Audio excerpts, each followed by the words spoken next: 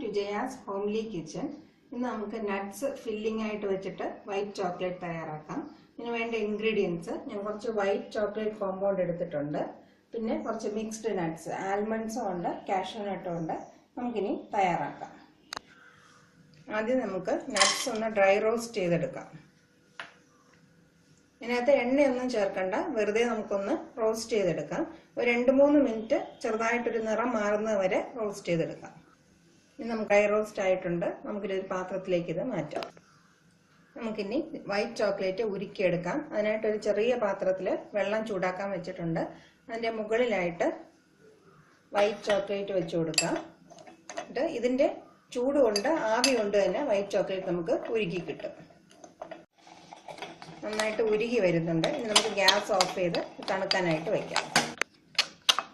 നമുക്കിത് നന്നായിട്ട് മിക്സ് ചെയ്ത് എടുക്കാം. 1-2 മിനിറ്റ് ചോക്ലേറ്റ് നന്നായിട്ട് മിക്സ് ചെയ്ത് കൊടുത്ത് ഒന്ന് തണുപ്പിച്ചെടുക്കുക. തണുത്തതിന് ശേഷം മാത്രമേ മോൾഡിൽ ഒഴിക്കാവൂ. ഇനി നമുക്ക് മോൾഡിലോട്ട് ഇത് ഒഴിച്ചു കൊടുക്കാം. കുറച്ചെടുത്ത് മോൾഡിലേക്ക് ഒഴിക്കാം. ഏകദേശം പകുതി വരെ ആദ്യം ഫില്ല് ചെയ്യാം. ഇനി നമുക്ക് നന്നായിട്ട് തന്നെ തട്ടിക്കൊടുക്കാം. ഇനി നടുക്ക് നട്ട്സ് ചേർത്ത് കൊടുക്കാം.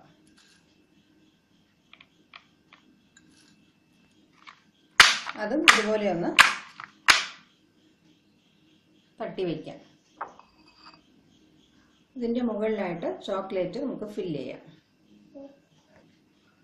എല്ലാം ഇതുപോലെ ഫില്ല് ചെയ്തെടുക്കാം.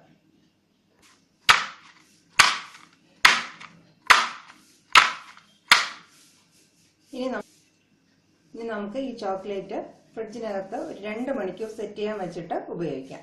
ചോക്ലേറ്റ് 1 മണിക്കൂർ കൊണ്ട് നന്നായിട്ട് സെറ്റ് ആയിട്ടുണ്ട്. ഇനി നമുക്ക് മോൾഡിൽ നിന്ന് എടുക്കാം.